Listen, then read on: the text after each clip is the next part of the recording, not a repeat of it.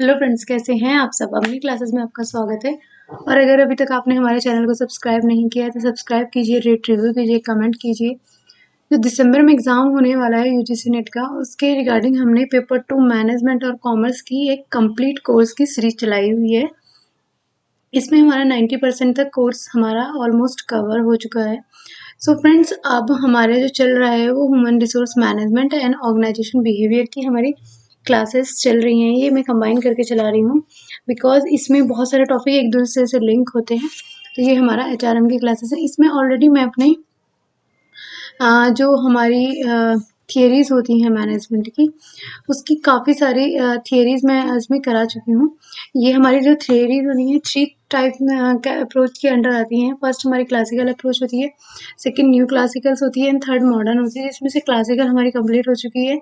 Bureaucratic, scientific management and functional administratives, ये theory तीनों हमारी कंप्लीट हो चुकी है। अब हमारी आती है न्यू क्लासिकल थियरी, जो हम आज पढ़ेंगे। और ये जो हमारी थियरी हो चुकी हैं, ये फ्रेंड्स पुरानी क्लासेस में आप प्लीज़ देख लेना, क्योंकि मैंने पूरे डीपली अच्छे से समझा के कराई हैं। आज हमारी फर्स्ट होती है न्यू क्लासिकल में ह्यूमन रिलेशंस मूवमेंट या ह्यूमन रिलेशंस थियरी। इसमें हम क्या है कि ये अल्टन मायो ने ये प्रोफेसर अल्टन मायो ने ये थियरी दी थी।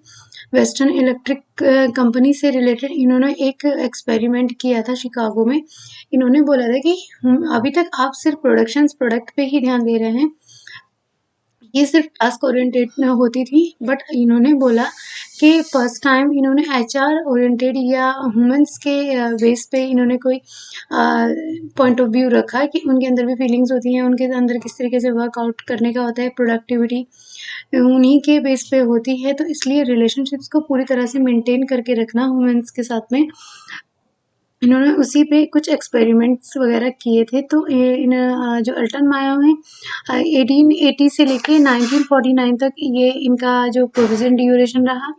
एंड ह्यूमन प्रॉब्लम्स को इन्होंने इंडस्ट्रियलाइज सिविलाइजेशंस पे 1933 में बोला, social problems of industrial civilisation 1945 में बोला, ट्रेनिंग फॉर ह्यूमन रिलेशंस 1949 में। ये इन्होंने 3-4 चीज़ें ऐसी हैं जो बुक्स इन्होंने पब्लिश की, तीनों बहुत ही इंपॉर्टेंट बुक्स हैं, क्योंकि डायरेक्ट क्वेश्चंस आ जाता है कि अल्टन मायो ने कौन कौन सी बुक्स को पब्लिश किया था। Human problems of industrial civilisations की थी, सोशल प्रॉब्लम्स की थी एंड ट्रेनिंग फॉर एचआर की थी। तो इन्होंने एक हॉर्थन एक्सपेरिमेंट किया था, जो हम सबको बताया कि हॉर्थन एक्सपेरिमेंट बहुत ही फेमस हुआ था। वेस्टर्न इलेक्ट्रिक कंपनी में ये एक्सपेरिमेंट किया गया था 1927 से लेके 32 के ड्यूरेशन में ये एक्सपेरिमेंट किया गया था। तो इसमें काफ़ी सारे एक्सपेरिमेंट्स हुए जो different different time and different different kind of. तो फर्स्ट जो था वो एलिमिनेशन एक्सपेरिमेंट था। एलिमिनेशन एक्सपेरिमेंट में क्या किया, इन्होंने बोला कि अगर वर्किंग कंडीशंस बहुत अच्छी है, वर्किंग की जो एनवायरनमेंट है वहाँ का, वो अगर अच्छा है, तो आपकी अच्छी मतलब प्रोडक्टिविटी अच्छी होगी नहीं होगी, ये सिर्फ वर्किंग कंडीशन या एनवायरनमेंट पे ही डिपेंड नहीं होता है। प्रोडक्टिविटी पे इन्होंने बेसिकली फोकस किया। इन्होंने बोला कि प्रोडक्टिविटी को आप एक तरीके से ऑब्जर्व करें, सोशल रिलेशंस वगैरह ये सब चीज़ें देख के इनफॉर्मल ग्रुप में आप वर्किंग इन्वायरमेंट अच्छा होता है। इन्होंने बहुत ज़्यादा फोकस नहीं किया वर्किंग कंडीशन पे। जब relay assembly test room experiment हुआ, इसमें क्या था रूम में कि लाइट्स वाला जो आपने एग्जाम्पल पढ़ा है कि लाइट्स को कम ज़्यादा करके देखा गया, उसके बेस पे कंडीशंस जो वहाँ की हो रही थी, मतलब कभी ठीक हो रही थी कभी गलत हो रही थी, मतलब लाइट कम ज़्यादा जैसे हो रही थी, उसके बेस पे जो इनकी प्रोडक्टिविटी को उन्होंने बताया। रिले असेंबली टेस्ट में इन्होंने बोला कि हम वर्किंग कंडीशंस अगर हमारी सही होंगी तो देन प्रोडक्टिविटी अच्छी होगी। प्रोडक्टिविटी कैसे अच्छी होगी, हमारा मतलब जो एम्प्लॉयज़ हैं, वर्कर्स हैं, उनका जो मोरल है वो हाई होगा, उससे उनकी प्रोडक्टिविटी अच्छी होगी। कम होने पे उन्हें बहुत ज़्यादा एफर्ट्स लगाने पड़ेंगे, एफिशिएंसी ज़्यादा यूज़ करनी पड़ेगी। इसमें इन्होंने वर्कर्स को जो पार्टिसिपेट कराया था। एंड देन हमारा थर्ड आया मास इंटरव्यू प्रोग्राम टेस्ट हुआ था। फर्स्ट हमारा एलिमिनेशन था, सेकेंड रिले असेंबली टेस्ट था एंड थर्ड हमारा मास इंटरव्यू प्रोग्राम था। इसमें इन्होंने कुछ बहुत बड़े लेवल पे वर्कर्स को पार्टिसिपेट कराया। इसमें उन सब वर्कर्स को पार्टिसिपेट कराने के बाद में उनका इंटरव्यू लिया, उनके जो थॉट्स हैं, माइंड में जो चीज़ें चल रही हैं, उनकी जो वर्किंग लाइफ की कंडीशंस डे टू डे की जो है उसको देखा। इनफॉर्मली इन्होंने मतलब कि सोशल एंड साइकोलॉजिकल रिलेशनशिप्स को बहुत ज़्यादा मेंटेन करने की कोशिश की थी, जिससे कि ये पता चल सके कि वर्किंग कंडीशंस कैसे इम्प्रूव हो सकती हैं, प्रोडक्टिविटी कैसे इंक्रीज हो सकती है। एंड बैंक बाइंग ऑब्जर्वेशंस, इसमें इन्होंने 14 वर्कर्स का एक ग्रुप बना के उसमें ऑब्जर्व किया कि ये किस तरीके से वर्क कर रहे हैं, मतलब कि सर्विलियंस इन्होंने एक तरीके से इसमें किया था कि इन्होंने इसे इनफॉर्मली प्रोडक्टिविटी को इंक्रीज और डिक्रीज करने के लिए एक रिलेशनशिप बिल्ड की थी जो इनफॉर्मली थी, मतलब कि सोशली इन्होंने इंटरेक्ट करते हुए उन्हें ऑब्जर्व किया था कि किस तरीके से वर्क किया जा रहा है, किस तरीके से ये सब चीज़ें इन्हांस हो रही है। सेकेंड थियरी हमारी आती है बिहेवियरल साइंस मूवमेंट, ये दी थी मार्शल एंड मैकजॉर्ज ने दी थी। मार्शल्स की जो थियरीज थी हमने जो पढ़ी थी नीड थियरी, इसमें psychological need, safety need, social need, esteem need and self actualisation, ये हमारी नीड्स जो पैरामीटर्स के अकॉर्डिंग हमने पढ़ी थी वही सब है। तो इसमें साइंटिफिक बिहेवियरल थियोरी में ये दो पार्ट्स में डिवाइड कर दिया गया है कि जो हमारी सेल्फ एक्चुअलाइजेशन है वो बी नीड मीन्स हमारी ग्रोथ लेवल पे पहुंच जाती है। बाकी जो हमारी अदर्स नीड्स हैं वो हमारी डिफिशेंसीज नीड्स पे आती हैं, डिफिशेंसी मीन्स रिक्वायर्ड नीड्स में आती हैं। एंड ये हमें जो एक सेटिस्फेक्शन देती हैं, और अगर आप अपनी बेसिक नीड्स को कंप्लीट करोगे तो आप बहुत ज़्यादा मोटिवेटेड नहीं होगे। इन्होंने ये लाइन भी इसमें बोली। इसमें इन्होंने बोला कि जो हमारी सेल्फ एक्चुअलाइजेशन होती है एंड सेल्फ ईगो या सेल्फ स्टीम नीड हमारी जो होती है वो एक टॉप प्रायोरिटी हो जाती है, एक हमारा मतलब रिक्वायरमेंट हो जाती है। बट जो बाकी की हमारी नीड्स होती हैं वो हमारी बेसिक नीड्स होती हैं। वही इन्होंने बेसिकली वही लाइन बोली, बट इन्होंने इसको दो पार्ट्स में डिवाइड कर दिया, हायर ऑर्डर नीड्स में एंड लोअर ऑर्डर नीड्स में, जैसे डिफिशेंसी एंड ग्रोथ नीड्स भी बोला गया।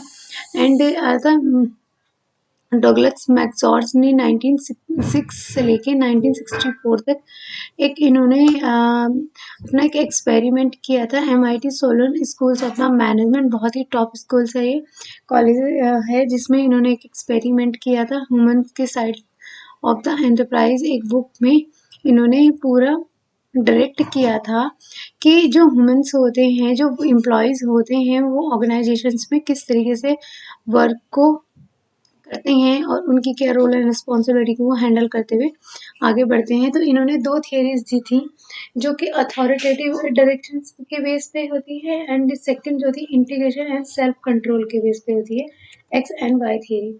एक्स थियरी वो होती है जिसमें वर्कर्स काम को अवॉइड करना चाहता है, वो काम नहीं करना चाहता है, उसे काम करना बिल्कुल पसंद नहीं है। जब तक उसके ऊपर कंट्रोल ना हो, जब तक उसे ऊपर से प्रेशर ना क्रिएट किया जाए, तब तक वो वर्क नहीं करना चाहते, ना ही वो खुद से अपने आप मन से कोई न्यू इनिशिएटिव्स, रिस्पॉन्सिबिलिटी ये सब लेना चाहते हैं, और ना ही वो मतलब उन्हें लग रहा है कि चल रहा है तो चल रहा है, क्यों चेंजेस करने, जैसे बोल दिया जैसे उतना फॉलो करो, जब प्रेशर क्रिएट होगा तो देन हम ये वर्क कर लेंगे। इसमें पनिशमेंट वगैरह भी, हरास वगैरह, ये सब चीज़ें देखी गई थी। बट अब आती है हमारी बाय थियरी। बाय थियरी क्या होता है, इसमें मेंटली एंड फिजिकली दोनों ही प्रेजेंट होता है, जो एम्प्लॉयज़ है दोनों में प्रेजेंट होता है। एंड देन वो बहुत ही ज़्यादा मतलब इनिशिएटिव्स होता है, खुद से ही अपना काम करना पसंद करता है। अगर कोई बोले तो ठीक है, नहीं बोले तो ठीक है, क्योंकि वो अपने वर्क को टाइम टू टाइम निपटाता रहता है, उसे ज़रूरत नहीं पड़ती है किसी को बोलने की, ये वर्क ऐसे करो, ये वर्क ऐसे करो, ये सब सुनने की भी कोई हैबिट नहीं होती है। वो खुद से अपने इनिशिएटिव लेके क्रिएटिव माइंड से, क्रिएटिव थिंकिंग अपनी यूज़ कर करके नए वर्क करने में इंटरेस्टेड होता है, रिस्पॉन्सिबिलिटी को लेने में इंटरेस्टेड होता है, एंड देन उसको अच्छा लगता है कि कुछ वो न्यू वर्कआउट करे। तो ये वो लोग होते हैं जो बाय थियरी के अंदर आते हैं। इसमें अभी जो मैंने पूरा आपको समझाया है सिर्फ वही सब इसमें लिखा हुआ है। अगर आपने एक बार पढ़ना है तो आप एक बार इसको पढ़ सकते हैं। थर्ड नंबर पे आती है हमारी मॉडर्न अप्रोच। इसके अंदर फर्स्ट थी हमारी सिस्टम अप्रोच। सिस्टम अप्रोच होती है स्टेप बाय स्टेप्स या किसी चीज़ को फॉलो करने का जो प्रोसीजर्स होता है, ये वही थ्योरी है। इसमें इन्होंने बोला कि एक ऑर्डर में या एक रैंक बेस आप अपने जो ऑर्गेनाइजेशंस है उसको प्रॉपर तरीके से वर्कआउट में कीजिए या रिलेशंस को उस तरीके से अपना मेंटेन करके रखिए कि जो एक स्टेप्स में चले, अरेंज्ड हो, इन सब चीज़ को फॉलो करते हुए आप, इन्होंने कुछ स्टेप्स बताए जो कि 6 स्टेप हैं। फर्स्ट बोला इन्होंने सब सिस्टम जो डिपार्टमेंटल वाइज जो छोटे-छोटे पार्ट्स पे आ जाता है। फिर इन्होंने बोला कि रिलेशनशिप्स को पूरा अच्छे से वर्क के साथ में मेंटेन करके चलिए। सिनर्जी के लिए बोला, ओपन एंड क्लोज सिस्टम्स के लिए बोला, सिस्टम बाउंड्री विच सेपरेट, मतलब इन्होंने जो सिस्टम बाउंड्रीज हैं उन्हें अलग करके एक तरीके से एनवायरनमेंट के बारे में बोला। एंड फ्लो में मैन, मटेरियल, मशीन, ये सब जो हमारे रहते हैं इन पे पूरा प्रॉपर तरीके से एनवायरनमेंट के लिए। And then feedback time to time, मतलब 6 पॉइंट आएंगे, आप इन 6 पॉइंट को लर्न कर लीजिए। सब सिस्टम होता है, सिनर्जी होता है, ओपन क्लॉज होता है, सिस्टम्स बाउंड्री होती है, फ्लो होता है, फीडबैक होता है। ये पूछा गया है पहले भी कि सिस्टम थियरी के अंदर कितने पार्ट्स होते हैं, ये कितने कंपोनेंट्स होते हैं। 6 होते हैं। जो फर्स्ट है सब system, synergy, open closed system, boundary, flow and feedback, ये सब होते हैं। कॉन्टिजेंसी थियरी जो हमारी होती है वो सेकंड थियरी है। ये थियरी आती है मॉडर्न है। मॉडर्न मीन्स जो नाउ डेज है, ये भी एफ.डब्ल्यू. फिडरल ने दी थी, ये फिडरल ने दी थी, एफ.डब्ल्यू. टेलर की है। इस ये सिचुएशंस के बेस पे किस तरीके से इंटरनल एंड एक्सटर्नल आप रिएक्ट करेंगे, 1960s में दी गई थी। एक बेस्ट वे को इन्होंने बोला था कि कोई भी किसी ऑर्गेनाइजेशंस में आप प्रॉपर तरीके से ये नहीं बोल सकते हैं कि सिर्फ हमारे पास एक ही तरीका है, हम तो हमेशा डिसेंट्रलाइज रहेंगे, सेंट्रलाइज करेंगे, या आपकी जो ऑर्गेनाइजेशंस में कोई प्रॉब्लम्स चल रही हैं तो हम सिर्फ अल्टन मायो को फॉलो करेंगे, या सिर्फ हम, मतलब एक के लिए इन्होंने थ्योरी को नहीं बोला। इन्होंने बोला कि जैसी ऑर्गेनाइजेशन में कंडीशंस होगी, एक्सटर्नली इंटरनली जैसी सिचुएशंस होगी, उसके अकॉर्डिंग आप अपनी ऑर्गेनाइजेशन में स्ट्रैटेजी को फॉलो करेंगे, थ्योरीज को फॉलो करेंगे, ना कि सिर्फ एक ही चीज़ के पीछे पड़े रहेंगे। क्योंकि उससे क्या होगा, अगर आप डिसेंट्रलाइज हो जाएंगे तो लिबर्टी ज़्यादा हो जाएगी, सेंट्रलाइज हो जाएंगे तो रूल रेगुलेशंस ज़्यादा हो जाएंगे। तो इसीलिए इन्होंने बोला कि सबके अलग अलग तरीके के अकॉर्डिंग इन्होंने इसको बोला। फेडरल ने बोला कि कंटिजेंसी जो मॉडल्स है बहुत ही इफ़ेक्टिव मॉडल्स है लीडरशिप्स के लिए, क्योंकि ये फेवरेबल सिचुएशंस करने के लिए लीडरशिप क्वालिटी होना ज़रूरी है। इसमें 3 टर्म्स को डिफाइन किया गया है, या डेलीमास भी बोल सकते हैं। Leader member relationships, degree of task structure and leader position power. तो जो लीडर मेंबर है रिलेशनशिप्स है, इसमें आपका जो वर्किंग कंडीशंस है उसको फेवरेबल बनाएंगे, मतलब कि पॉजिटिवली उसको बनाइए। डिग्री ऑफ टास्क भी इन्होंने सेकंड में इन्होंने बोला कि जो आपकी ऑर्गेनाइजेशन की कंडीशंस है प्रोडक्शंस के टाइम पे वर्क करने की, या वर्किंग एनवायरनमेंट है, उसको पॉजिटिव रखिए। एंड थर्ड में इन्होंने बोला जो पोजीशंस पावर है, इसमें मतलब जो अथॉरिटेटर होते हैं उस सिचुएशंस को आप बहुत ज़्यादा ये दिखाने की ज़रूरत नहीं है कि मैं बहुत बड़ी पावर में हूँ इस तरीके से। तो इन 3 डायलेमास को कॉन्टिजेंसी में यूज़ किया गया, leader member relations, degree of task structure and leaders position power. ये अच्छे से लर्न कर लेना, क्योंकि ये पूछा जाता है कि कंटिजेंसीज में कौन से डायलेमास होते हैं। लीडर मेंबर रिलेशन पे होते हैं, डिग्री ऑफ टास्क स्ट्रक्चर पे होते हैं, लीडर पोजीशन पावर पे होते हैं। तो thank you so much friends, rate review कीजिए, कमेंट कीजिए और हमारे चैनल को सब्सक्राइब कीजिए।